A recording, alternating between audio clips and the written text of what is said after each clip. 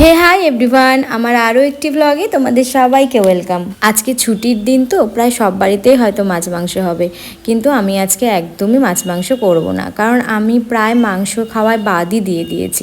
তো সঞ্জয়কে বললাম বাইরে বৃষ্টিও হচ্ছে, তো আমি পোলাও আর পনির করে ফেলি।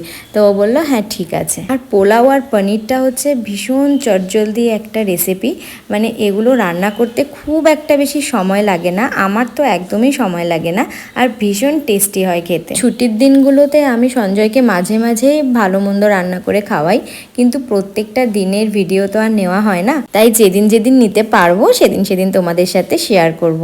বাই প্রফেশন আমি একজন মেকআপ আর্টিস্ট, তো যেহেতু আমার প্রফেশনে আর্টিস্ট কথাটা যুক্ত, তো সেহেতু আমি রান্নাটাকেও একটা আর্ট হিসাবে মনে করি, আর রান্না করতেও আমার ভীষণ ভালো লাগে। আমাদের রান্নাঘরটাকে আমি রিসেট করব কয়েক মাস পরেই, তো তখন তোমাদের সাথে শেয়ার করব যে আমি রান্নাঘরটা কিভাবে সাজালাম।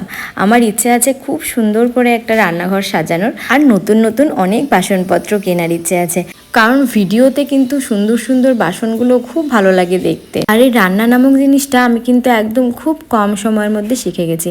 আমার বিয়ে হলো 3 বছরের, আমি কিন্তু তখন একদমই রান্না পারতাম না। মাকে জিজ্ঞেস করে করে আর ইউটিউব দেখে দেখে আমি চেষ্টা করেছি। আর মেয়েরা কি না পারে বলো, মেয়েরা যা চেষ্টা করবে তাই পারবে। আর তার মধ্যে রান্না, যেটা মেয়েদের সবচেয়ে ফেভারিট পার্ট। সব মেয়েদের ফেভারিট না, কিছু কিছু মেয়েদের হয়তো ভালোও লাগে না রান্না করতে, কিন্তু আমার পার্সোনালি ভীষণ ভালো লাগে। আমাদের যেহেতু লাভ ম্যারেজ, তো সঞ্জয় ভাবতো যে আমি রান্না করতে পারবো কি পারবো না, ও ভীষণ ভয় পেত, কিন্তু এখন আমার হাতের রান্নাই ওর সবচেয়ে ফেভারিট হয়ে গেছে। তোমাদের কাদের রান্না করতে ভীষণ ভালো লাগে তারা কিন্তু অবশ্যই কমেন্ট সেকশনে জানাবে। কমেন্টগুলো পড়তেও কিন্তু ভীষণ ভালো লাগে। তোমাদের সাথে গল্প করতে করতে কিন্তু আমার রান্নাটাও হয়ে গেল। এদিকে আমি পনিরগুলো কোট করে রেখেছিলাম হলুদ গুঁড়ো, লঙ্কা গুঁড়ো আর লবণ দিয়ে। তারপর আমি ছোট ছোট করে আলু কেটে এখানে ভেজে নিচ্ছি। আর গ্রেভির জন্য আমি যে মশলাটা তৈরি করব, তার জন্য আমি 2টো পেঁয়াজ, 2টো টমেটো, আদা, কাজু বাদাম, কাঁচা লঙ্কা নিয়ে নিয়েছি। ফোড়নে দিলাম দারচিনি, শুকনো লঙ্কা, এলাচ, আর লবঙ্গ আর গোলমরিচ।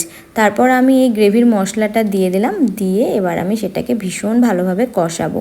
আর ভাজা মশলার মধ্যে আমি দিলাম হচ্ছে জিরে গুঁড়ো, ধনে গুঁড়ো, কাশ্মীরি লঙ্কা,